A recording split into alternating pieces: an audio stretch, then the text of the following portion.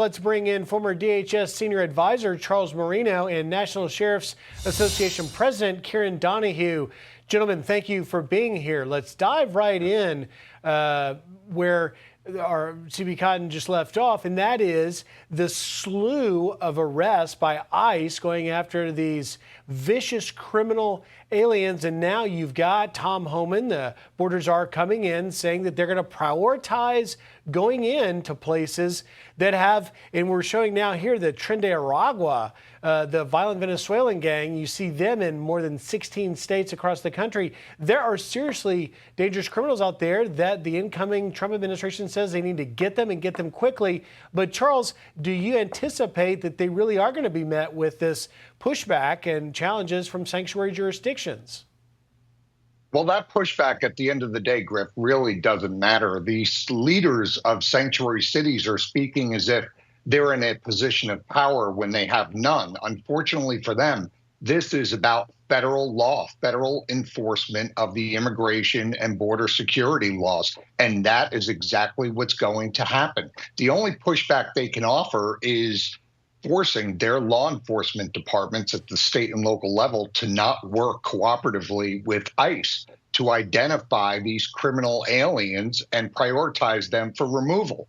That's, of course, ultimately hurting their own communities, despite their face. However, ICE will just send in more agents to those locations to execute these operations. Look, the past 4 years, the United States has been saturated, allowed to be saturated with a diverse range of threats to the homeland, and that is unacceptable.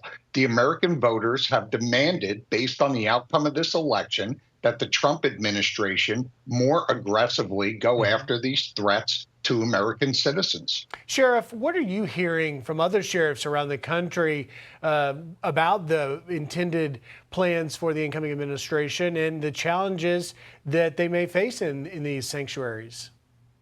Well, I think the vast majority of these sheriffs that are speaking out to us at the National Sheriff's Association and to me personally are concerned that it's not really going to happen quickly enough. Their citizens are under siege, especially when we look at the northern border. Of course, the southern border has always been a hotspot, but the northern border, with a roughly 600% increase in illegal activity, even the governors in those states are saying we need more assistance up here. At the same time, they're saying, well, we're still sanctuary. But I think that bounce will come in, but that's not going to, when we look at the interior of the United States and states like mine, who has a Canadian border in our state, and we have these people all around us in states surrounding us. We haven't had them established here, but it's not just TDA or Tren de Aragua that's concerning. It's the Sinaloa cartel, the Jalisco New Generation cartel that have helped facilitate and made alliances with these groups, especially like TDA. That criminality is going to increase, and these sheriffs are feeling the pressure. They do not have the manpower and the resources to address it. And so they are a little bit on edge of how we plan to put a stop to it. After what Charles just had said, these people have been invited in for over 4 years, or practically 4 years now. And we have had such saturation, it's going to be very difficult to get a handle on the criminality that exists today. And Charles, there's another caravan on the way now, about 1,500 or more strong. It is the 6th caravan that's departed Tapachula in southern Mexico since the new Mexican president, Claudia Sheinbaum, took office at the beginning of October. And one of the migrants in this caravan said he's not afraid of the incoming Trump administration. Listen here. I watched an interview where Trump said there will be a deportation of anyone who committed a crime from any country. But for an immigrant who hasn't committed any crime, there won't be a deportation. So I'm not afraid of anything. Whatever happens, the dream is the American dream, and to be there. So Charles, do we think that this is going to slow things down, or it's going to pick up right now? Well, we still have the ultimate pull factor for this crisis, and that's Joe Biden, and that's the problem. There's been no better time to make this journey to the United States than under the Biden administration, and they know that, and the clock is ticking. We've lost all deterrence, which is why these caravans continue.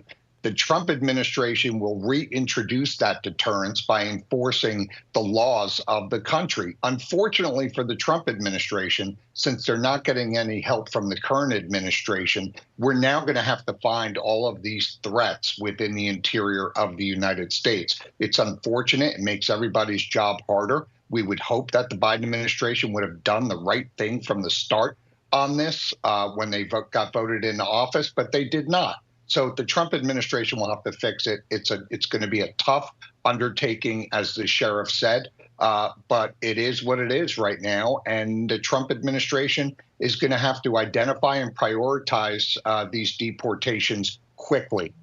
And they're going to have to prioritize, actually, I know for a fact, by the way, at the Border Patrol and at ICE, targeting the TDA, Tren de Aragua foothold that's taking grip across the country is going to need to be a priority and continue to be so. Sheriff, I'll give you the last word on sort of your thoughts for Tom Homan and the incoming administration on how best to arm and equip the sheriffs that are on the front lines of this.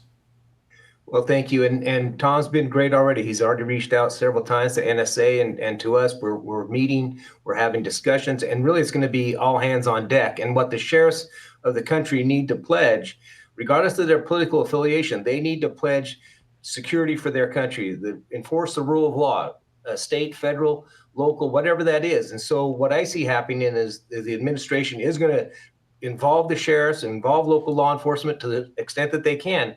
But the local law enforcement, as well as sheriffs across this country, need to be committed to helping this administration address this threat. Sheriff Kieran Donahue, Charles Marino, thank you, gentlemen. Have a great weekend and a happy Thanksgiving. Click here to subscribe to the Fox News YouTube page to catch our hottest interviews and most compelling analysis. You won't get it anywhere else.